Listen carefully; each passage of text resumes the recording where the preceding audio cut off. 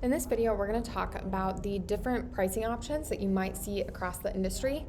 I am going to discuss, I believe, 5 or 6 different options. We're going to focus heavily on the traditional realm. There are some companies that offer different forms of traditional processing that aren't necessarily offered by VisiPay. This is a good way for you to see some different options that might be out there.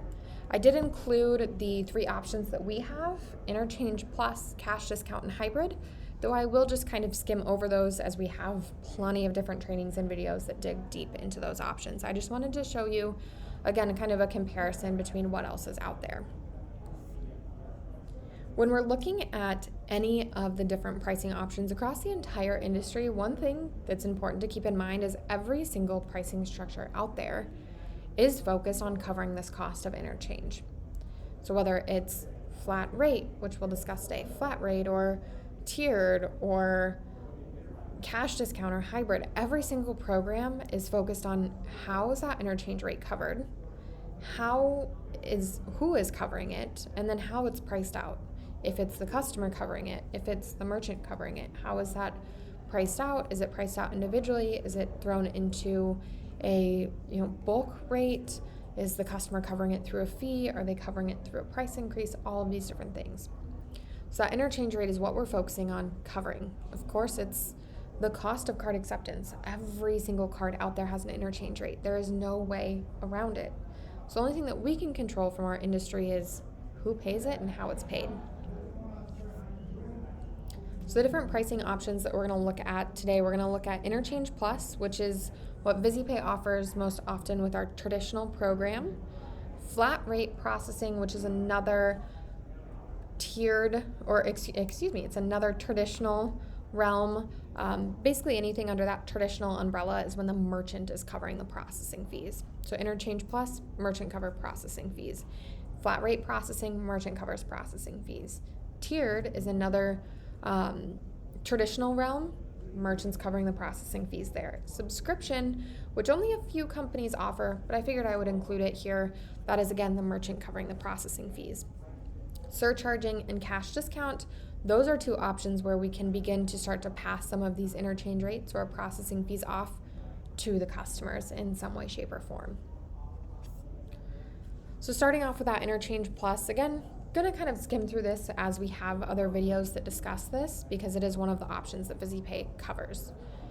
The big thing with Interchange Plus, very simple thought process at its core. We're taking whatever that interchange rate is, whatever the card brands and card networks banks are charging, we're adding a markup rate in the form of a small percentage and a per transaction cost. So we're adding that markup rate, so Interchange Plus markup, which is where it gets its name. And then the merchant covers that entire portion, the interchange rate plus whatever that markup rate is. This is the most common form of processing. It is also the most transparent form of processing. It does have its downsides. Compared to some of the other traditional options out there, the statements are typically a little bit more confusing than a flat rate statement. Their bill might not be quite as predictable. Of course, compared to cash discount or even surcharging, its biggest downside is that the merchant is still paying the processing fee. The other thing is that it is going to be more readily affected by that biannual increase every year. So interchange rates are repriced every April and October, and typically when they're repriced, they do go up. So that is something that the merchants will probably see a little bit more immediately. It's typically not something that's very large twice a year, but it does start to take that impact. That biannual increase, though, does actually start to trail out to all of the other pricing structures as well, especially under that traditional umbrella. Another form of traditional processing is flat rate processing. So flat rate is actually starting to become more and more popular. It was largely made popular first by the company Square, so I included some of their pricing in the examples. Flat rate is a fairly easy pricing structure to wrap your head around. Rather than having individual interchange rates come through at whatever they might be and adding a pricing fee, adding a markup on top of that processing, they're just going to charge a flat rate no matter what type of card comes through, kind of like throwing everything into a sales bin. Rather than pricing out everything individually, they throw everything into the sales bin and charge a flat cost for it.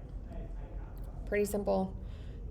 Some merchants really like that. It makes their bill very predictable, makes their statements pretty easy to understand. They know that no matter the type of card that comes through, they're going to be charged the exact same thing. So for example, Square's pricing, they charge 2.6% and 10 cents per transaction. Now that cost does increase. In the few years that I've been in the industry, I've seen Square increase that cost, I believe 2 different times. So it's not something where that's staying there forever either. So keep that in mind when a merchant says, oh, well, my cost never changes. Well, Square does reprice that when they need to, when they see fit. It does have some downsides. So one downside is that typically speaking, especially with larger merchants, a lot of times their interchange rates or that interchange plus pricing structure is going to be more true to their cost. So it's going to, if they're accepting a lot of debit cards, it's going to be a lot lower. So chances are, especially we see this in larger merchants, their actual interchange plus rate would be a little bit lower. The other thing is that when they have a card not present or a high-risk transaction, they're typically going to pay a significantly higher amount. So those card not present transactions, for example, with Square, are 3.5% and 15 cents per transaction. So nearly a full percent higher and 5 cents per transaction higher.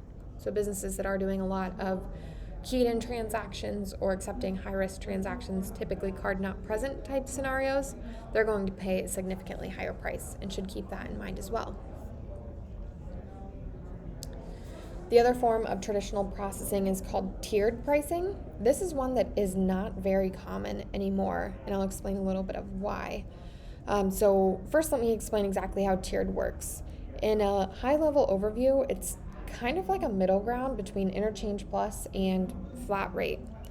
Rather than having just one flat cost for every single card out there, they basically take the flat cost and categorize it into 3 different sales bins. So rather than one sales bin where you're putting one cost, we're breaking it down into a few different tiers. So you see this with qualified, mid-qualified, and non-qualified. Typically qualified, they're paying the lowest fees. Usually the more common cards, your debit cards, your really low-risk credit cards, etc. Mid-qualified are going to be kind of middle of the ground, maybe a few rewards cards, some credit cards, card not present transactions, things like that. And then your non-qualified, so keyed-in transactions, high rewards cards, corporate cards, things like that typically are considered non-qualified. And the merchant would pay their highest fees. This was fairly common in the 2000s and early 2010s. I will say that we don't come across tiered pricing very much anymore, though there are still a few out there. Part of the reason being is that when it was first introduced, this was actually a really great option for businesses. Again, it gave them that middle ground where they could get a little bit more accurate pricing without having to have a completely unpredictable bill with Interchange Plus. One downside is the unfortunate lack of regulation in our industry caused some bad apples in the bunch. So what would happen is there is no regulation surrounding what cards are qualified, what cards are mid-qualified, and what cards are non. So while there are markers and while there are typically categorizations, there was nothing there to stop a processing company from taking a handful of debit cards that should be priced at a qualified rate and putting them in the mid-qualified bucket, or taking a handful of mid-qualified cards and putting them in the non-qualified bucket. And most merchants were none the wiser. It wasn't something where they were quickly picking up on this in their on their statements. It wasn't something where it was, noticed right away. A lot of times it was months, even years, of them slowly starting to notice that their bill kept creeping up and up and up, and they were having more mid-qualified, more non-qualified cards coming through. And then other agents started to take notice. So as people were out there selling against these companies, an agent would come through and say, wow, you have, low cost debit cards that are coming through at a non-qualified rate, and there started to be, just kind of a peek behind the curtains. Companies were beginning to get exposed for taking advantage of this system, and it just kind of went away. So we do not see this very often anymore, but keep in mind that it is still out there and you may come across it. Subscription pricing. So again, another form of traditional pricing.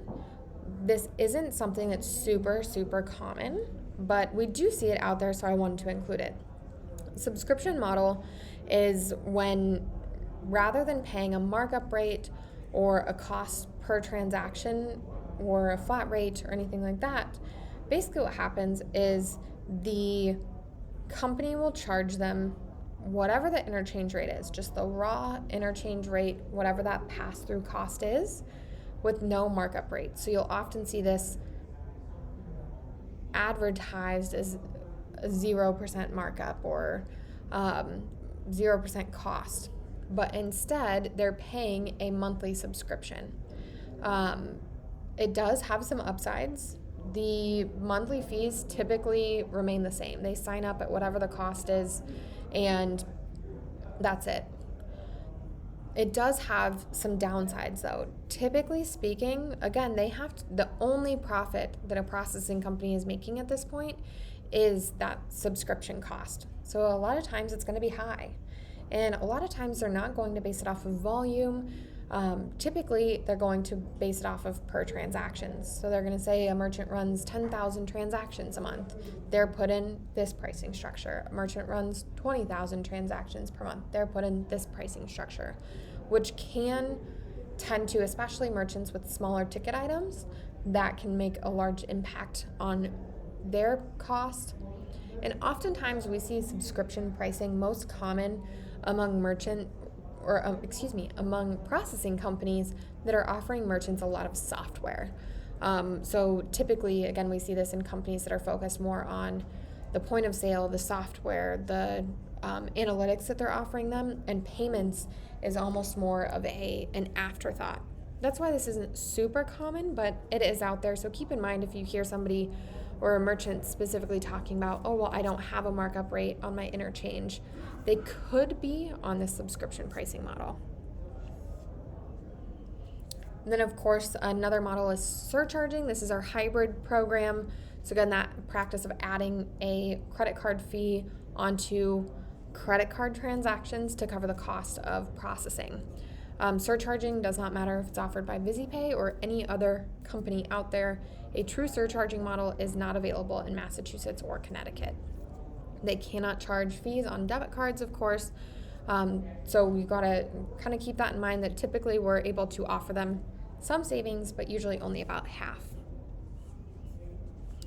And then cash discount, of course, we're able to offset all of their processing fees through that price increase that we are isolating and then using to pay off their processing fees. So really offer some merchants substantial savings with that program. And of course, we have entire videos and presentations that go through the cash discount program. So if you're looking for a refresher on those or surcharging, I would highly recommend you refer back to those other options. And if you do have any questions, you can always reach out to your sales director team via email or their sales support line.